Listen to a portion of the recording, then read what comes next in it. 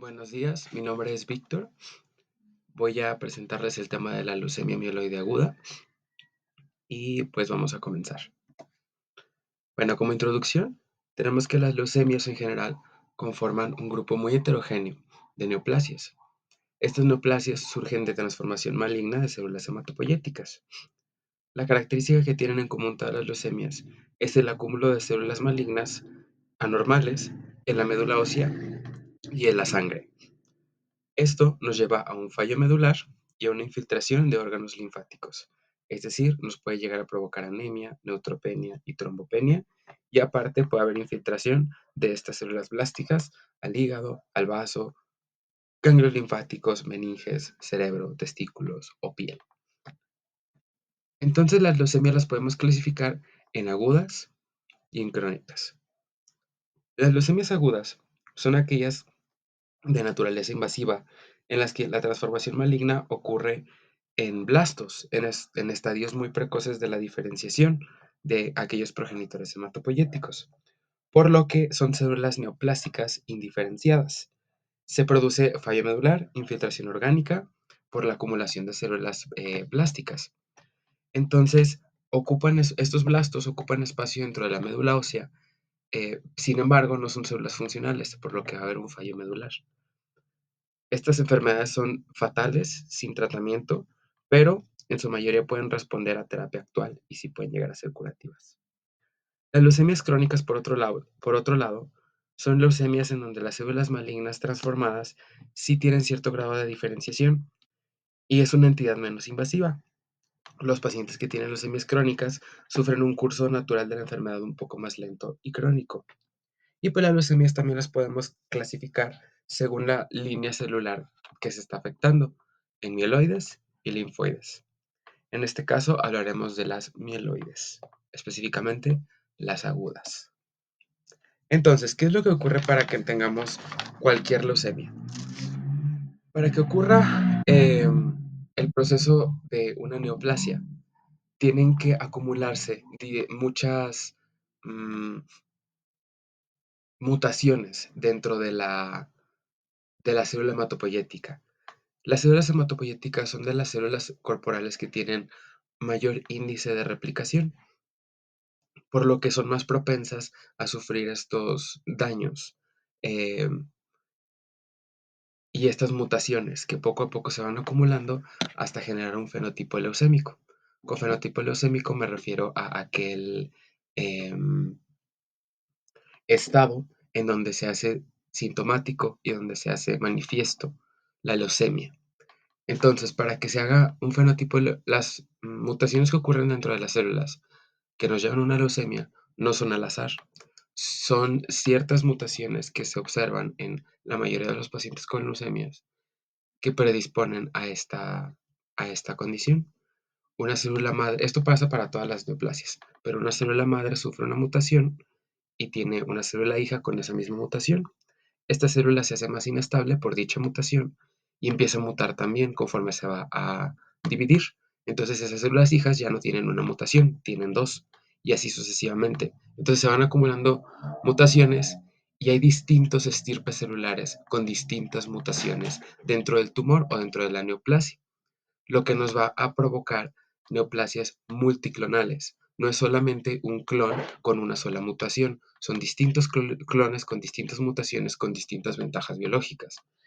Esto le va a conferir a las neoplasias, especialmente a las leucemias, una heterogeneidad que va a ser un problema, porque cuando damos quimioterapia podemos disminuir la masa leucémica, pero pueden quedar algunos restos o una enfermedad mínima residual que tiene ciertas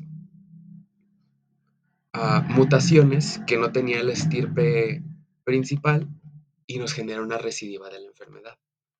Entonces, bueno, esta es más o menos lo que ocurre para que se lleve a cabo una leucemia.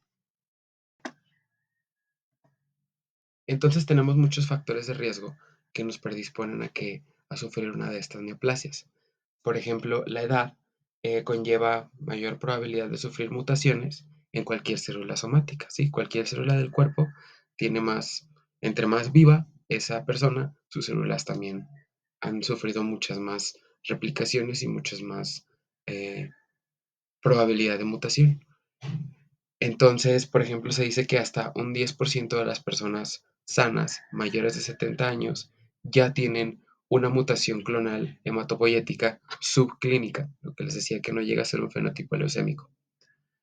Entonces también tenemos hemopatías previas y terapias antineoplásicas. Estos dos son factores muy importantes ya que estos nos generarían una leucemia secundaria, ya que tanto las hemopatías como los síndromes mielodisplásicos, neoplasias mieloproliferativas o una terapia antineoplásica de otra neoplasia no relacionada, ¿qué es lo que va a hacer? Pues que va a dañar ya viene dañado el DNA de las células hematopoyéticas, por lo que es más fácil y más susceptible que estas células sufran una transformación leucémica. Entonces, eh, por ejemplo, en la terapia antineoplásica, a pesar de que su papel es matar a todas las células con alguna transformación maligna, algunas neoplasias sí pueden llegar a afectar directamente el ADN. Y ese ADN que afecta no solamente es de células cancerosas, sino de células sanas. Por lo que esto nos puede llegar a, si no se corrigen esas mutaciones o esas alteraciones, nos puede llegar a una leucemia, que no ocurre inmediatamente, pero sí al paso de unos cuantos años, sí llega a suceder una leucemia. Entonces, otros factores de riesgo importantes son síndromes familiares, síndromes hereditarios, alguna alteración cromosómica, inmunodeficiencia, síndrome de Down, etcétera, etcétera. Alguna infección, el virus del Epstein-Barr, citomegalovirus, el virus de la inmunodeficiencia humana, hepatitis C, químicos como inhibidores, fármacos como los inhibidores de la topoisomerasa 2, agentes alquilantes, benceno, radiaciones, etcétera. Esos son los principales factores de riesgo para presentar una leucemia. Entonces, ¿cuáles son las etiologías propiamente de la leucemia? Pues como les decía, son alteraciones genéticas. ¿Pero qué tipo de alteraciones genéticas? Bueno, podemos irnos como en tres niveles. Las más grandes o las más obvias son las que podemos ver en el cariotipo o en el FISH. Estas alteraciones eh, son obvias. Por ejemplo, el FISH es hibridación fluorescente in situ en donde se marca a una parte del cromosoma específico y se analiza si está en donde debe estar o está en otro cromosoma. A esto se le llama una translocación cromosómica, en donde dos regiones de dos cromosomas diferentes se intercambian entre sí. Hay unas translocaciones que se llaman translocaciones cromosómicas balanceadas, en donde no hay ninguna pérdida o ganancia neta de material genético, simplemente se hace la translocación. Pero como hay un reordenamiento de los genes, esto sí va a predisponer ciertas mutaciones y ciertos efectos en la célula que mm, nos promuevan una leucemia. Por ejemplo, tenemos que estas translocaciones nos pueden provocar, como hay genes que no deberían ir eh, juntos, puede provocar proteínas de fusión, como la translocación 922, que es lo del cromosoma Filadelfia, más común en linfoblásticas, pero pues también entran un poquito aquí. Pueden provocar proteínas de fusión que aumenten la supervivencia de las células o que disminuyan la apoptosis. Puede haber la sobreexpresión de genes a expensas de estas translocaciones. Puede ser que un gen se ponga justo antes de otro gen y que lo sobreexprese. O puede haber alteraciones de genes reguladores de factores de transcripción que puede hacer que ciertos factores de transcripción no se expresen o se expresen de más. Entonces, también puede haber alteraciones numéricas, en donde aquí sí hay una deleción o una agregación del material cromosómico. Eh, y esto nos puede llevar a la pérdida de genes supresores de tumores, a la sobreexpresión de algunos genes, o, por ejemplo, hay dos conceptos o dos condiciones que también son de mal pronóstico y que son de importancia dentro de las leucemias, que es el cariotipo complejo y el cariotipo monosómico. El cariotipo complejo se refiere a tres o más alteraciones cromosómicas como una deleción o un cromosoma extra, una inversión de un cromosoma, etcétera. Pérdida, alteraciones importantes. Y el cariotipo monosómico nos habla de la pérdida de dos o más cromosomas. Entonces son de mal pronóstico. Luego también tenemos otras alteraciones que son las subcitogenéticas. El problema con todo esto es que más del 50% de las leucemias agudas mieloides tienen cariotipo normal. Entonces, aunque nosotros le saquemos el cariotipo al paciente, donde salgan todos sus cromosomas, le hagamos la hibridación y todo ese tipo de estudios, puede salir completamente normal y tener leucemia. Entonces, porque puede ser que la alteración no sea propiamente una translocación o no sea una de lesión o algo por el estilo, sino que sea una mutación pequeña o más que pequeña, muy focal en un gen específico que altere la función del gen y no tanto como el orden o la cantidad de genes que hay. Entonces, eh, pues se pueden afectar a genes que regulan la proliferación celular, como las proteinsinasas, genes que regulan proteinsinasas, genes reguladores de transcripción, genes epigenéticos, es decir, que modifican la cromatina, que hacen a la acetilación de las histonas y todos esos mecanismos epigenéticos, eh, que al final del día alteran la expresión del DNA y otras mutaciones, como las mutaciones en el gen de la nucleofosmina, que esta es de hecho la principal mutación que se encuentra en los pacientes con leucemias agudas mieloides. Y la nucleofosmina es una proteína que transporta productos del núcleo del citoplasma. Entonces se ve afectada esta función y puede llegar a haber una neoplasia de este tipo. O por ejemplo, del splicing alternativo, etcétera. Entonces pueden ser muchos los niveles en donde puede haber la afectación. Esto es lo que hace a estas patologías tan heterogéneas y tan distintas de reconocer. Como epidemiología, tenemos que las leucemias agudas suponen casi el 10% de todos los cánceres, lo que es un porcentaje significativo. La incidencia es de 2 a 3 casos por 100.000 habitantes y de hecho nos representa la neoplasia infantil más frecuente, con un 30% de las neoplasias infantiles siendo leucemias. Pero la mayoría de estas se diagnostica en la vida adulta. La leucemia aguda linfoblástica prevalece en los niños, con un pico entre los 3 y 5 años, y la leucemia aguda mieloide prevalece en los adultos, con un pico a partir de los 65 años. Entonces, nuestro objeto de estudio de ahora va a ser las mieloides, y como ven, esta es una enfermedad de los adultos, en donde a partir de los 65 años empieza a haber este tipo de alteraciones. Entonces, ¿qué estudios podemos utilizar para abordar las leucemias? Pues primero las biopsias y los aspirados de médula ósea para analizar qué tipo de células hay en esta. El criterio diagnóstico más importante para la leucemia es que haya más del 20% de blastos o sea, que las células que estén dentro de la médula ósea, que más del 20% sean blastos, sean células indiferenciadas. Entonces, este ya es un criterio diagnóstico muy importante que podemos ver por medio del aspirado o de la biopsia y de una tinción normal, como la tinción de May, Grunwald, Gemsa. Entonces,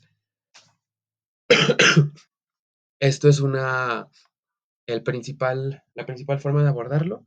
A partir de aquí sale una clasificación, que es la clasificación del Grupo Cooperativo Francoamericano Británico, o FAB, en donde esta, pues nada más nos la divide en 8 subtipos diferentes, am,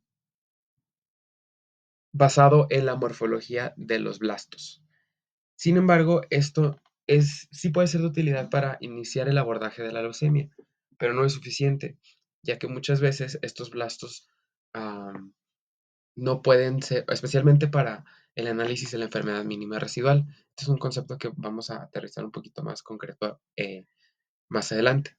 Pero la enfermedad mínima residual se refiere a la leucemia que queda o los blastos que quedan después de un tratamiento quimioterapéutico. Entonces, a veces estos blastos que forman parte de la enfermedad mínima residual no son perceptibles o no son identificables por pura morfología. Entonces, ¿qué es lo que necesitamos? Pues algo que nos diga exactamente qué tipo de célula es. Y eso nos lo va a dar la citometría de flujo y el inmunofenotipo. O bueno, más bien el inmunofenotipo se saca por medio de un estudio que es la citometría de flujo. La citometría de flujo es un estudio en el cual se separan los distintos estirpes celulares en base a sus clústeres de diferenciación, es decir, los antígenos que tienen estas células, ya que cada tipo de célula, a pesar de que morfológicamente sean iguales, si son leucémicas o no, o si son células hematopoyéticas normales, blastos indiferenciados hematopoyéticos normales, pues van a tener diferentes clústeres de diferenciación, por lo que el inmunofenotipo va a ser de gran importancia dentro de la enfermedad mínima residual e incluso para poder tipificar y poder identificar qué tipo exacto de leucemia es y cómo tratarla, porque también puede ser posible que incluso en la misma leucemia los blastos pues se parecen mucho entre sí. Si es blasto megacarioblástico o si es blasto de un eritroblasto, van a ser parecidos, van a tener cierto nivel de similaridad, por lo que sí es útil basarnos a partir de la morfología y la citometría de flujo. Otra cosa que podemos utilizar es la citogenética, que pues nos habla del cariotipo y del FISH, en donde ahí podemos ver directamente qué es lo que, si hay alguna translocación, si hay alguna inversión, alguna deleción, alguna alteración cromosómica que nos puede explicar de manera más obvia lo que son las leucemias. Pero como les decía, solo el 50% tiene alguna afectación de las mieloides en el cariotipo o en el FISH. Y por último, si nos queremos ir a lo más profundo, podemos hacer estudios de biología molecular como reacción en cadena polimerasa o secuenciación de nueva generación para poder identificar a profundidad qué es la mutación que ocurrió, en qué gen ocurrió y qué nos está sucediendo. Obviamente esta es la más específica, la más sensible, la que más ah, profundo se va a ir en el diagnóstico. Entonces, como les decía, en cuanto a las clasificaciones, vamos a tomar una clasificación en general, como profundizando nada más en esta, que es la clasificación FAB de lo que les decía del Grupo Cooperativo Francoamericano Británico, que nos va a hablar sobre morfología únicamente. La clasificación FAB data desde 1976, distingue distingue 8 subtipos según el grado de diferenciación, según la maduración de las células, ya sea si está madurando hacia granulocitos hacia granulocitos o hacia monocitos o hacia eritrocitos o megacariocitos. Recordemos que estas son leucemias mieloides.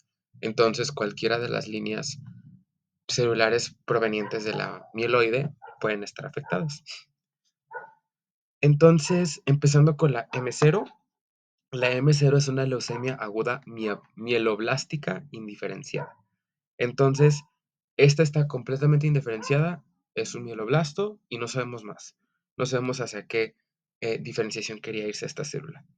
Su estirpe mieloide es irreconocible por morfología y citoquímica convencional y se puede precisar de un estudio inmunofenotípico, como lo que les decía previamente, para nosotros darle en el blanco a qué tipo de blasto es. Puede ser positivo para CD13, CD14 y CD33. Luego tenemos M1 y M2. M1 y M2 son leucemias agudas mieloblásticas algo diferenciadas. Estas nada más difieren en la cantidad de blastos que son positivos para la tinción de mieloperoxidasa. Esta tinción va a teñir a los gránulos azurófilos de los granulocitos, por lo que en la M1 nada más el 3% son positivos para esta función. Digo, para esta tinción, no función. Entonces, eh, pues son pocos comparados con M2, en donde ya la diferenciación granulocítica es evidente. Ya hay promielocitos, ya hay algunas formas maduras y hay bastones de Auer. Los bastones de Auer son unas estructuras, son como unos gránulos indiferenciados o inmaduros que pues tienen forma de bastón. En la foto de en medio se puede observar una flecha negra apuntando hacia uno de estos bastones. Es como un agregado citoplasmático muy muy pequeño en esa imagen, pero es como un pequeño bastón, una pequeña línea que se ve dentro de ese citoplasma. La más frecuente es de la clasificación FAB, es la M2 y es de buen pronóstico. Entonces, aquí en la tercera imagen podemos ver esa tinción mieloperoxidasa con los gránulos teñidos. Luego las M3 son leucemias promielocíticas. Esta es una muy especial. Me voy a cambiar un poquito aquí. Esta es una leucemia que sí profundiza un poquito más la bibliografía, ya que pues es muy característica, tiene características muy peculiares. Se da por es patognománica la translocación entre el cromosoma 15 y 17, y en esta se apone un gen por esta translocación con otro, que es el gen del receptor del ácido retinoico con el gen PML o de la leucemia promielocítica, así se llama el gen. El gen PML es un gen que induce apoptosis y el gen RAR o de receptor de ácido retinoico, pues es un receptor de ácido retinoico. Y este a su vez, el ácido retinoico, induce la diferenciación de los promielocitos y que continúen en su maduración. Entonces, ¿qué es lo que sucede? Que pues tenemos que como hay una superposición de estos dos genes, que no es normal,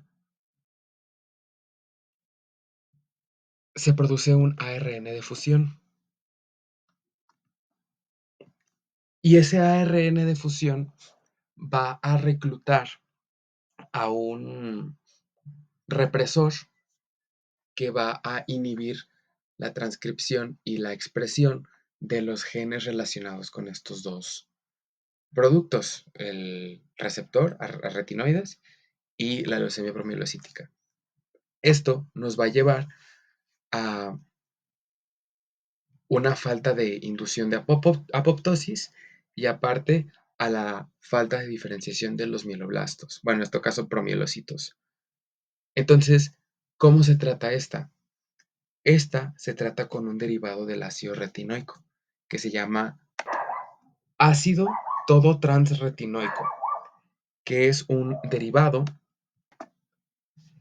de los retinoides, es fácil de administrar, es poco tóxico y se da junto con quimioterapia y tiene muy buen pronóstico. Esto se da ya que el ácido todotransretinoico actúa como un superagonista de este receptor mutado RAR-PML y desbloquea la unión al complejo con el correpresor. Entonces se restaura la función normal de este receptor, permitiendo la transcripción de los genes normales y lleva a la diferenciación y la entrada a la apoptosis. Ahora, una característica de la leucemia aguda promielocítica es la coagulación intravascular diseminada. Estos son blastos frágiles, por lo que pueden hacer lisis intravascular y esto nos lleva a la liberación de material procoagulante que estaba dentro de los granulocitos, o bueno, de los promielocitos. Entonces esto nos llevaría a eventos de coagulación intravascular diseminada, que esto era la principal complicación de esta leucemia y previo al descubrimiento del ácido todotransretinoico sí solía ser fatal. Morfológicamente hablando, los blastos también tienen gran cantidad de gránulos en el citoplasma, tienen muchos bastones de Auer y pues sí, eso es de esta. Luego seguimos a la M4 y M5, que son leucemias agudas monoblásticas o monocíticas. En el M4, aquí también se diferencia por la cantidad de blastos. En la M4, el 20% de los blastos que hay tienen diferenciación granulocítica a, a monocitos. Y en el M5, el 80% tienen diferenciación monocítica. Entonces, en estas dos, las lisosimas séricas van a ser muy altas, ya que como son monocitos, pues también tienen grandes cantidades de lisosimas dentro de ellos. Y de estas es muy característica la infiltración extramedular, como podemos ver aquí en las encías o en la piel. Entonces tenemos también el grupo M6. M6 es una leucemia aguda eritroide. Esta es muy infrecuente y pues como dice el nombre, más de la mitad de las células medulares son eritroblastos, atípicos y diseritropoyéticos. Son muy positivos a la tinción de paz y luego tenemos M7, que es una leucemia megacarioblástica. En esta, más del 30% de los blastos son de estirpe megacariocítico y a menudo estos pacientes cursan con pancitopenia por la mielofibrosis. Revisábamos en los temas de mielofibrosis que el aumento de los megacarioblastos nos va a aumentar también la expresión de los fibroblastos que van a generar fibrina y van a fibrosar la médula ósea, por lo que van a desplazar las células madre hematopoyéticas y van a causar esta pancitopenia e incluso una difícil aspiración medular. Entonces, esta se identifica por morfología y por una reacción con una peroxidasa plaquetaria y con anticuerpos monoclonales contra las proteínas plaquetarias. Esta es la clasificación que les... eh, no. Estas son otras clasificaciones que se basan en, por ejemplo, el riesgo que hay de que ocurra la leucemia según el tipo de mutación que aparece. En todos los pacientes tenemos, o sea, que ya comprobamos que hay una leucemia, tenemos que hacer el estudio de 4 mutaciones específicas, ya que son muy frecuentes en los pacientes con leucemias. Esta es la mutación del gen de la nucleofosmina, NPM1, que en la segunda tabla ustedes pueden observar que pues, es la principal um, afectación, la principal mutación que hay en estos pacientes. Obviamente no suele ser una sola mutación, un conjunto de mutaciones. El gen también de CEBPA, FLT3, MLL y uno adicional, RONX1. Estos sí se suelen analizar en los pacientes para ver su pronóstico y para ver cuál es la quimioterapia más oportuna. Bueno, esto también ya lo... Ok, ahora sí yéndonos directo a la clínica. ¿Qué clínica van a tener los pacientes con leucemias? Pues principalmente lo que les decía, una insuficiencia medular, una afectación de las 3 líneas celulares y una infiltración de los órganos. Los síntomas iniciales son de forma aguda en personas que antes estaban sanas, se asocian a un grave deterioro del estado general y en el 25% puede haber una fase preleucémica larga, como en pacientes con síndromes mielodisplásicos. Hay anemia, hay susceptibilidad de infecciones y hay diátesis hemorrágica o como esta predisposición a hemorragias, por lo mismo, ¿no? Porque yo les decía que hay infiltración medular y como hay tanto, especialmente el problema de la leucemia mieloide aguda es que hay muchos blastos y ninguno de estos es funcional. Entonces nada más ocupan espacio en la médula, pero no dejan el espacio para que crezcan las células hematopoyéticas normales. Entonces, pues va a haber una afectación de las 3 líneas. La susceptibilidad para contraer infecciones es frecuente y es muy grave cuando la cifra de granulocitos es inferior a 0.5 por 10 a la 9 sobre el litro. Puede haber infecciones en piel, faringe, vías urinarias, tejidos perirectales, neumonías, ileotifilitis, etc. Algo importante destacar aquí es que puede que el único síntoma que se tenga en la leucemia es la fiebre y nada más. ¿Por qué? Porque pues este es un signo de infección, pero ¿cuál es el problema? Que como hay eh, una ausencia de leucocitos funcionales, va a haber una falta de la focalización clínica de la infección, por lo que simplemente va a haber fiebre y nada más. Dentro de la afectación plaquetaria puede haber hematomas espontáneos, púrpuras, gingivorragias, epistaxis, hemorragias digestivas del sistema nervioso central. Puede haber coagulación intravascular diseminada en la promielocítica y esto nos puede llegar a una hemorragia cerebral. Puede haber dolor óseo, porque al final del día la leucemia bueno, la neoplasia es dentro de los huesos.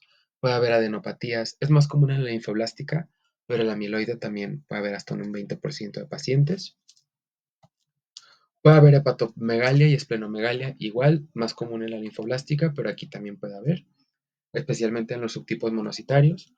Puede haber hipertrofia gingival, úlceras orales, úlceras dérmicas, úlceras anorrectales, infiltración a muchos tejidos, pulmón, ojos, nasofaringe, huesos, riñones, y a veces puede incluso formarse masas de estas células leucémicas, que en ese caso se denominarían sarcomas, porque son un tumor sólido de tejido conjuntivo, en este caso mieloide. Eh, Pueden haber síntomas generales como astenia, debilidad, pérdida de peso y un síndrome muy característico que es el síndrome de leucostasia. Este es un síndrome en donde la cifra de los blastos circulantes es muy alta, por arriba de los 100 por 10 a la 9 sobre el litro. Y esto origina una obstrucción y una invasión de los vasos de la microcirculatura por tanta celularidad. Entonces, esto puede afectar, o los órganos que son más susceptibles a esto es el sistema nervioso central y los pulmones. Se puede manifestar por estupor, por coma, por hemorragias intracraneales, por insuficiencia respiratoria, hemorragias pulmonares, todo por esa obstrucción de los vasos, ¿no? Y requiere un tratamiento inmediato. Se hace por medio de una máquina de citaféresis, se llama, y es un procedimiento que consiste en hacer en sacar sangre del paciente y luego a esa sangre extraerle los componentes que no queremos, en este caso los leucos, o sea, los blastos, y luego volver a meter la sangre al paciente. Y bueno, dentro de los laboratoriales, tenemos que en el hemograma vamos a ver una anemia normo-normo regenerativa. Va a ser anemia normo-normo, ya que no hay ninguna dificultad o ninguna traba en lo que es la producción de la hemoglobina o del ADN o alguna alteración estructural o metabólica en el eritrocito. El problema aquí es que la leucemia está ocupando el espacio de la médula ósea, por lo que la anemia pues va a ser normo-normo y a regenerativa. No hay nada que nos esté, eh, ni hay condiciones para poder aumentar la eritropoyesis y que se fuera regenerativa. Los leucos son muy variables, depende del grado de la expresión de la leucemia. Puede ser alto, puede ser normal, puede ser bajo. Lo que sí suele ser constante es una neutropenia, menos de 0.5 por 10 a la 9 sobre el litro, y una trombopenia grave, menos de 20 por 10 a la 9 sobre el litro. En caso de haber una leucemia mieloide megacarioblástica, sí pueden haber anomalías morfológicas en las plaquetas, ya que estos blastos de las plaquetas, de los megacarioblastos, pues eran anormales.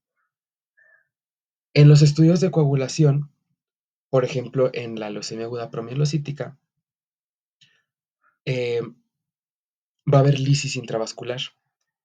Y en otros también, en otros tipos de leucemias agudas mieloides, pero principalmente en esta. Va a haber liberación de material procoagulante y van a haber cuadros de coagulación intravascular diseminada, como ya les comentaba. Se van a consumir los factores de coagulación, por lo que se van a alargar los tiempos de protrombina y tromboplastina, y va a haber aumento de productos de degradación del fibrinógeno, como el dímero D. En la bioquímica sanguínea va a ocurrir un fenómeno muy interesante que se llama síndrome de lisis tumoral. Como dice el nombre, este es un síndrome en donde usualmente después del tratamiento o al iniciar el tratamiento hay eh, una muerte de células cancerosas muy precipitada, muy agresiva, muy súbita, que hace que se liberen los contenidos de estas células a la sangre y nos provoca alteraciones hidroelectrolíticas importantes. Entonces, por ejemplo, va a cursar con hiperuricemia, hiperpotasemia, porque está dentro de la célula, hiperfosfatemia, y esa hiperfosfatemia nos va a condicionar una hipocalcemia, ya que el fósforo siempre se quiere conjugar con el calcio. Entonces, si aumenta de la nada todo el fósforo, pues va a consumir todo el calcio que hay. Y esa propia hipocalcemia ya nos puede generar ciertos estados mórbidos, nos puede provocar dolores musculares, una arritmia y otras cosas. O sea, se cursa con todas las patologías eh, en las que se relaciona cada uno de estas condiciones. La hipocalcemia, la hiperuricemia, la hiperpotasemia, etcétera. Dentro de lo que es la médula ósea, vamos a ver qué es fundamental eh, para el diagnóstico. hacer un aspirado o una biopsia de la médula. ¿Qué se suele observar en leucemias? Pues en la médula vamos a ver hipercelularidad, una infiltración masiva por elementos blásticos. Eh, para hacer el diagnóstico, tenemos que tener más del 20% de blastos en todas las células de la médula ósea. Y va a haber una marcada disminución de precursores hematopoyéticos normales, por lo que ya les decía. Este es un diferencial muy importante para los síndromes mielodisplásticos o algunas neoplasias mieloproliferativas, porque estos no van a llegar al 20% de blastos que la leucemia. Pueden haber algunos casos aislados en donde la médula sea hipocelular y se pueda confundir con una aplasia medular. Pero aquí, ¿cómo lo vamos a diferenciar? Pues que las leucemias, eh, aunque sean en los casos extraños hipocelulares, las células que sí hay van a ser blastos y en las aplasias no hay blastos. Entonces, otra cosa que debemos que hacer, esto también es más prominente en las linfoblásticas, pero también cabe mencionar en las mieloides, es una profilaxis del sistema nervioso, ya que el sistema nervioso es lo que se dice un santuario para las leucemias. Eh, no, la terapia quimioterapéutica puede que no sea intratecal y puede que no llegue al sistema nervioso central, por lo que puede haber cierta infiltración leucémica en el sistema nervioso central y puede ser causa de recidiva. Entonces, eh, pues nos va a causar un riesgo para que el paciente recaiga y cada vez que recae el paciente tiene peor pronóstico. Entonces sí es bien importante que hagamos una profilaxis bueno, una punción lumbar al momento de hacer el, el diagnóstico de leucemia aguda amiloide para ver si no hay infiltración en el sistema nervioso central. E incluso algunos autores mencionan que se tiene que hacer una profilaxis para cubrir a la leucemia que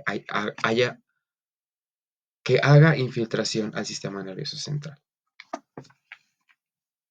Esa profilaxis se suele hacer con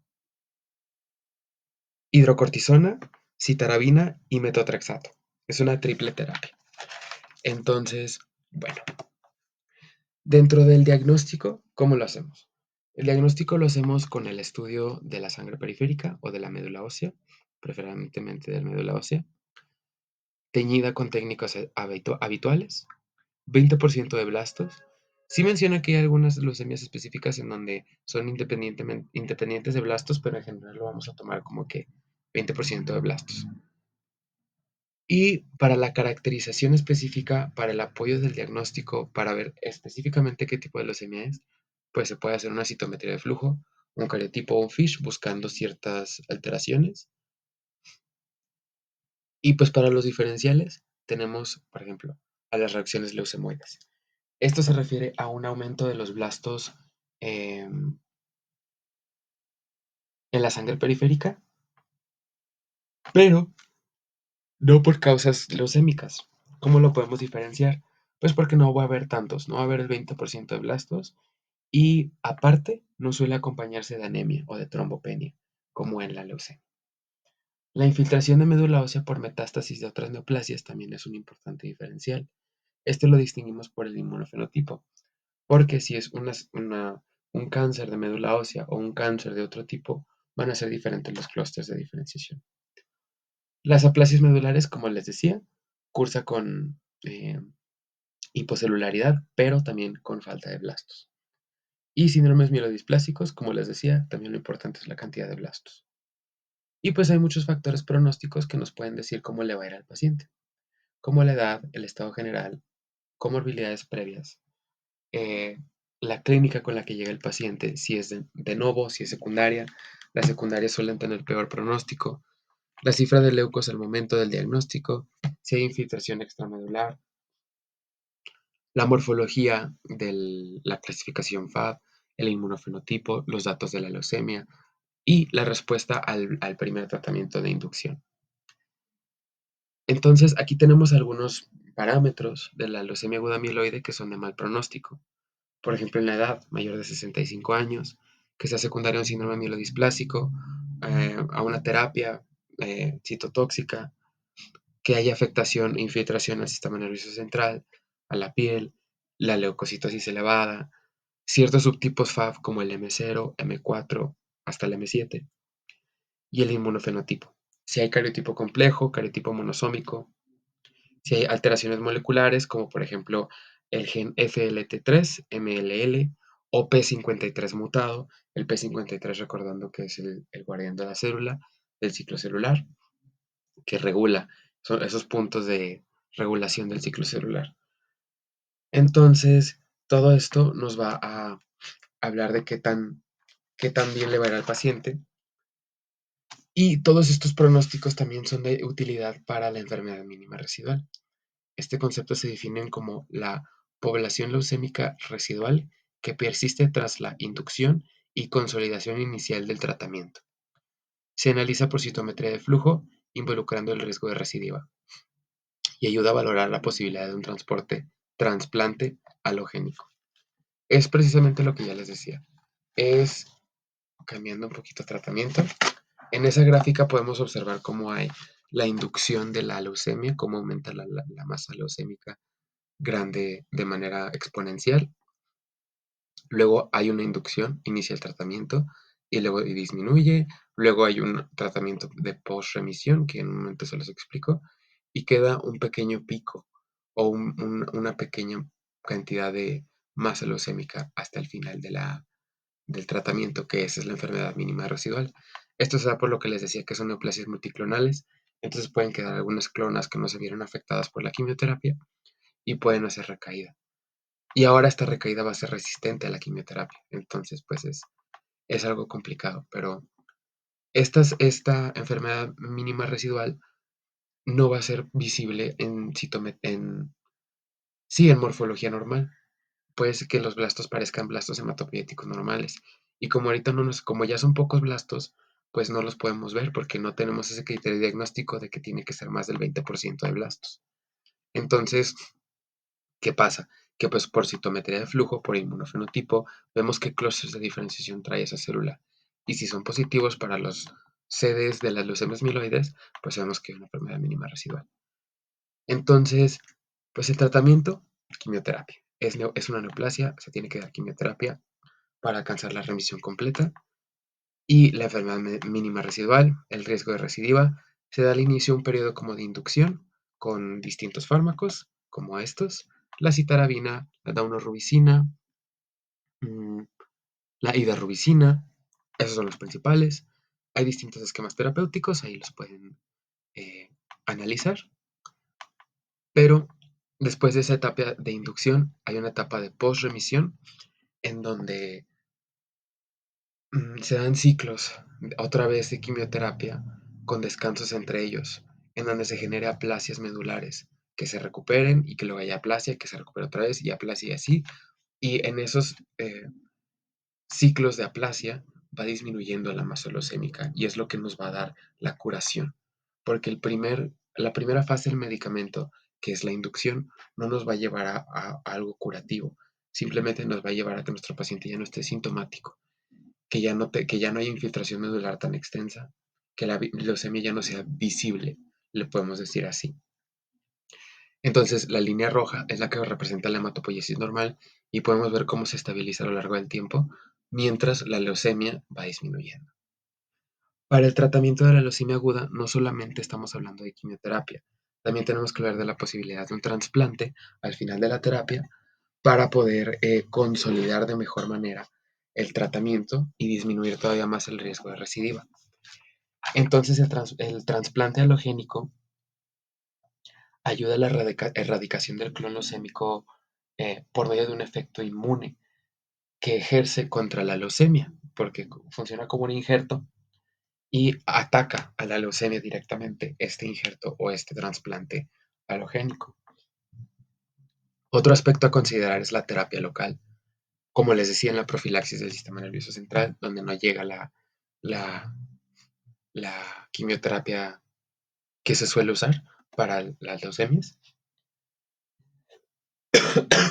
Y otra cosa que se suele o que debemos de tomar en cuenta es el tratamiento de soporte. Con tratamiento de soporte nos referimos a eh, todos aquellos cuidados que no van dirigidos directamente al tratamiento de la leucemia, pero que mejoran el pronóstico y en general el éxito del tratamiento para la leucemia. Es un poco más sintomático, un poco más para que el paciente se sienta mejor. Por ejemplo, la transfusión de derivados para tratar la anemia, la prevención y el tratamiento de infecciones, la corrección de anomalías metabólicas, como les decía, el síndrome de lisis tumoral. Entonces, sí se ha visto que obviamente un mejor tratamiento de soporte nos va a dar una mejor sobrevida en nuestros pacientes. Bueno, como discusión, podemos hablar de que las leucemias agudas mieloides pues son un grupo de neoplasias muy heterogéneo. Se caracterizan por su proliferación multiclonal y descontrolada de precursores mieloides en la médula ósea, tomando espacio dentro de esta, generando una insuficiencia medular y una infiltración de otros tejidos. Su diagnóstico y su tratamiento requieren de un aborde multidisciplinario, no únicamente quimioterapia, y actualizado, lo cual subraya la importancia de la formación de estudiantes de medicina y carreras afines para tratar a estos pacientes. Estos son pacientes que van a llegar a la consulta general, no son pacientes que van a llegar por primera vez al hematólogo. Entonces, es importante para todos los médicos generales conocer y dominar estas neoplasias y estas enfermedades hematológicas para poder identificarlas de manera rápida eh, y derivar a los pacientes con los especialistas correspondientes para mejorar el pronóstico del paciente en la medida de lo posible. Y bueno, concluyendo con el tema, tenemos que las leucemias son un grupo muy heterogéneo de neoplasias que deben ser estudiadas a profundidad para ser identificadas en la práctica clínica. En lo que respecta a las leucemias mieloides agudas, hay que destacar criterios diagnósticos como el 20% de blastos, el análisis morfológico, el inmunofenotípico, el cariotipo, el FISH, la estadificación, integrarlo con la clínica del paciente, si hay infiltración extramedular, si hay insuficiencia medular, si hay coagulación intravascular diseminada, si hay mielofibrosis, todos estos datos y estos signos que nos pueden orientar hacia ciertos tipos de leucemias específicos. Tomar en cuenta los grupos epidemiológicos y los factores de riesgo. Si es un paciente agudo, digo, si es un paciente adulto, lo más probable es que sea una mieloide. Si es un paciente más joven, es probable que sea una linfoblástica. Entonces, tomar en cuenta todos estos eh, datos para hacer un diagnóstico oportuno. Finalmente, es necesario tomar en cuenta la terapia de soporte, como les decía, y tratar todas las morbilidades con las que cursa una leucemia para tener éxito en el tratamiento del paciente. Son neoplasias comunes, entonces, pues es muy importante que las estudiemos, ¿sí? Con eso cierro mi exposición. Gracias por su atención.